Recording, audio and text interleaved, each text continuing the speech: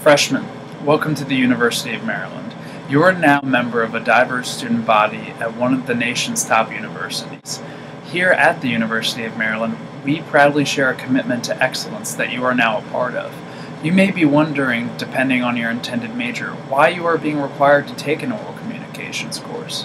You may be certain that you already possess what communication skills you find to be necessary. But your oral communications course is designed to enrich the communication skills you already have, to build you into a more effective speaker, and to grant you the ability to communicate the knowledge you have or obtain in a professional manner. This may still seem foolish, but if you can't communicate your achievements, how will you succeed in life regardless of your field? Through your COM 107 course, you should take from it, if nothing else, the process that you should follow when you are planning and preparing for a speech. Your first step in your speech preparation process is choosing a topic and deciding what you will do with the topic. The first step to creating a speech is knowing what you are going to talk about. If the topic is already assigned, this step may be easier, but a relevant, appropriate topic selection is necessary to constructing an effective speech. Now, with the topic in mind, you must establish a goal for your speech. Whether your goal is to inform the audience of a particular subject, or your goal is to persuade your audience to accept a particular viewpoint, maintaining a clear objective throughout your speech can be imperative to your speech's success. You should also be sure to perform an audience analysis, as you need to know your audience will be able to obtain the goal you have set out. Your next goal will be to do the necessary research. Now that you know what you'll be talking about and your goal for the speech, you must now perform the necessary research so that you have the background knowledge for the subject. You most likely will not be able to BS your way through all of your speeches as you enter the world of academia, so you must become knowledgeable of your subject. This is important because if the audience was to become aware that you do not know what you're talking about, they will not believe what you are telling them, or they may not pay attention. This would be detrimental to achieving your goal. Next, you have to create an outline for your speech. You are now knowledgeable of your speech subject, and you have a clear objective for your speech. You are now ready to begin construction for your speech. When you are creating a speech, you want to organize your major points in the most effective way.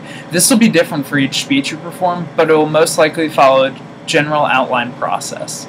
Outlining your speech requires creating an introduction, a clear statement of the central idea of your speech, a body of the speech, and a conclusion.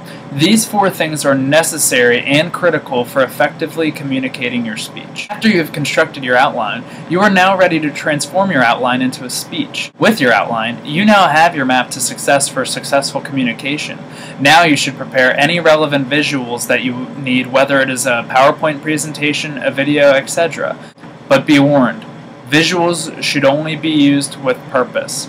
If you use a visual, it must have a purpose, whether the purpose is to grab the audience's attention or to enhance their understanding of the subject. Visuals must have meaning. Otherwise, they will only be a distraction to your audience and will hinder your success in effective communication.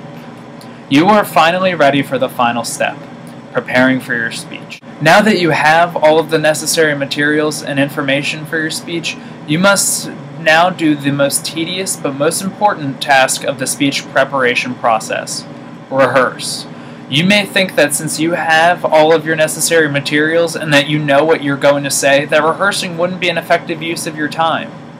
You're wrong. A speech can never be too good, but a well-prepared speech can be awful if it is not rehearsed. Practice your speech, and practice your speech. Know that you are fitting your time limit, and know that what you have prepared works. After rehearsing your speech, you won't be as nervous when you present it, and you can work out whatever mistakes you would make before you make them. The process of giving a speech can be incredibly frustrating, but being well prepared for it will only make it easier for you to do well.